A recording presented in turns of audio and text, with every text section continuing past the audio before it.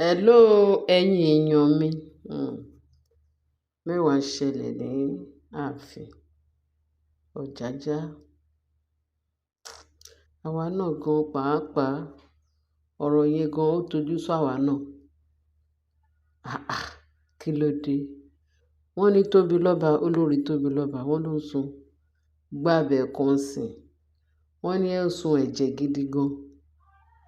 Ṣé ẹ mọ̀ pé kábíyèsí wa olójú àánú ni? Kò ń fojú rí ẹni tó ń sunkún kò dẹ̀ ń fojú rí ẹni tí ìyà ń jẹ. Ọkàn ẹ̀ máa gbọgbẹ́ láti sọ pé àbí kóun dáríjì àbí kóun má dáríjì.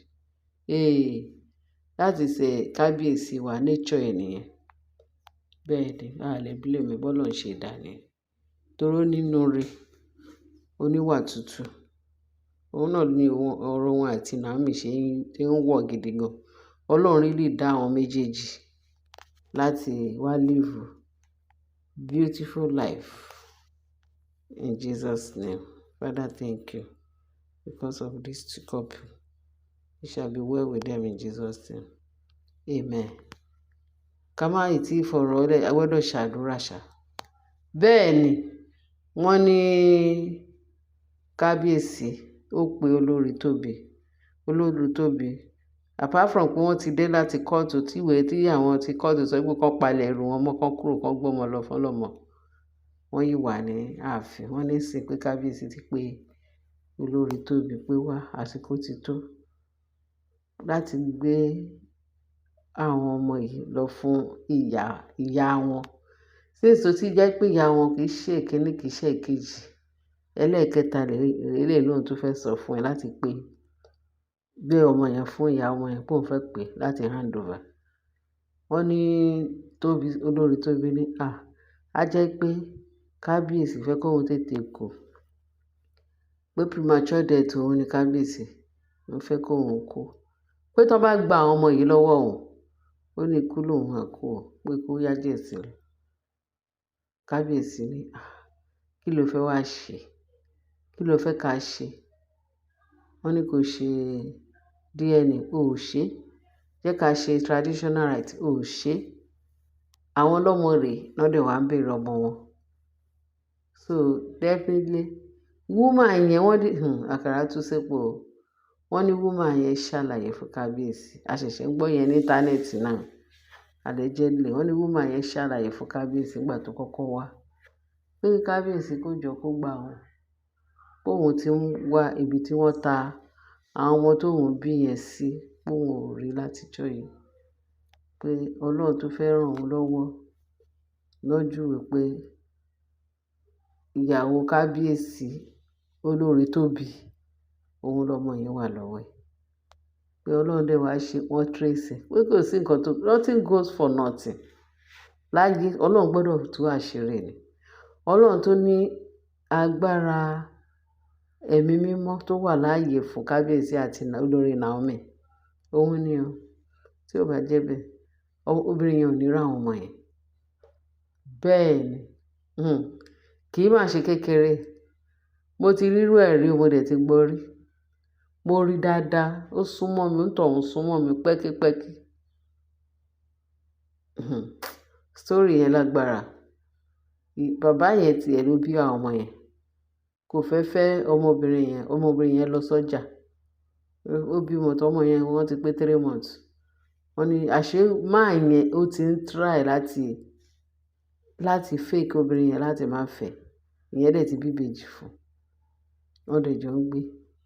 Títí ó rí àwọn ọmọ yẹn títí di 3 months bá àwọn ọmọ yẹn ṣe ti pé bóbìnrin yẹn ṣe lọ sọ́jà ni àwọn ọmọ dẹ̀ ti pé 3 months. Ó dẹ̀ kí àwọn ọmọ yẹn mọ́lẹ̀. Ìyá wọn máa tó dé látọjà kóun tètè mọ bó ṣe fẹ́ gbé àwọn ọmọ yẹn. Ó dẹ̀ gbé àwọn ọmọ yẹn dání, ó lọ sí bus stop, ó wọ mọ́tò. Ní Èkìtìpupa ni mò ń sọ yìí o. Ọ̀rọ̀ yẹn ṣẹlẹ̀ l'Èkìtìpupa ní Nàìjíríà yìí.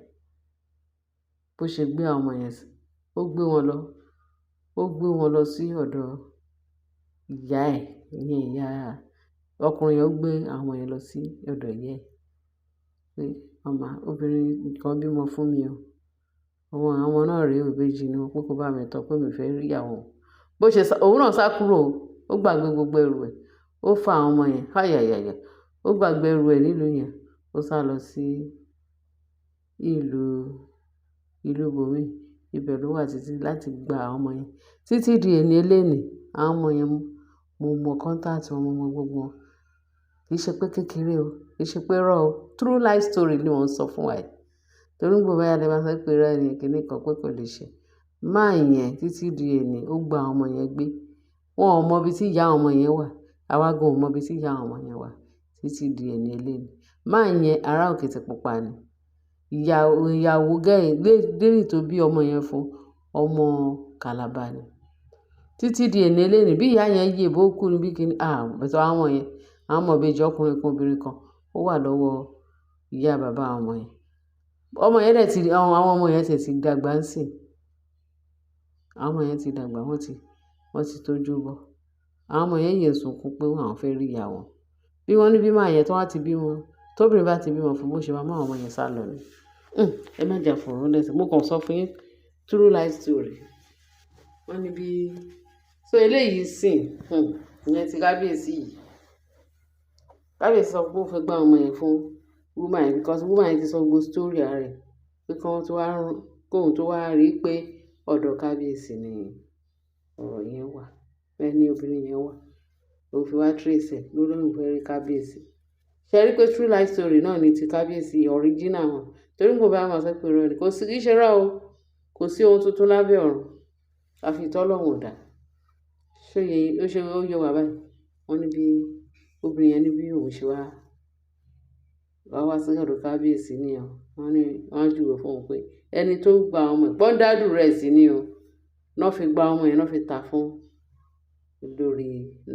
olórí Tóbi kẹwọn pé lóòótọ́ àṣírí yẹn tú gan so bí Tóbi ṣe wá di ìyá ìbejì alátọwọ́dá nìyẹn o so kábíyèsí láti máa sọ fún pé wá gbọ́ àwọn ọmọ yẹn fẹ́ gbé àwọn ọmọ yẹn lọ fún wúmà yẹn kó o fẹ́ gbé àwọn ọmọ yẹn ṣe àwọn kó yìí wà ní palace wọn rí bí lọ kò sẹ́ni tó tọ́ ilé ọba wò tó sọ pé òun fẹ́ kúrò ńbẹ̀ àádùn tó wà ńbẹ̀ kì í ṣe kékeré tí kábíyèsí ti fi ayọ̀ fọ́ orí wọn nílé kábíyèsí nǹkan kábíyèsí yẹn ó jẹ́ ẹni tọ́lọ́run ti dá pé kò sí anybody tó máa dọ́dọ̀ ẹ̀ báyìí tó máa sunkún tó ò ní fi ìdùnnú àtayọ̀ kò sí anybody tó máa sunkún kúrò lọ́dọ̀ kábíyèsí tínú ọ̀nà dùn ṣó yé wa wọn ò fẹ́ lọ òkú wọn jókòó sílé kábíyèsí kí kábíyèsí máa bọ̀ wọ́n ní kábíyèsí sọ pé òun ò lè má kàn tí màá bọ́ ọmọ ọlọ́mọ o àti rójú àti rímọ àti gbogbo àwọn tó lọ́mọ jẹ́ ká gbọ́ ọmọ fún ọlọ́mọ tóun bá tiẹ̀ fẹ́ ó ní àpótí òkìní kan kábíyèsí ní tòun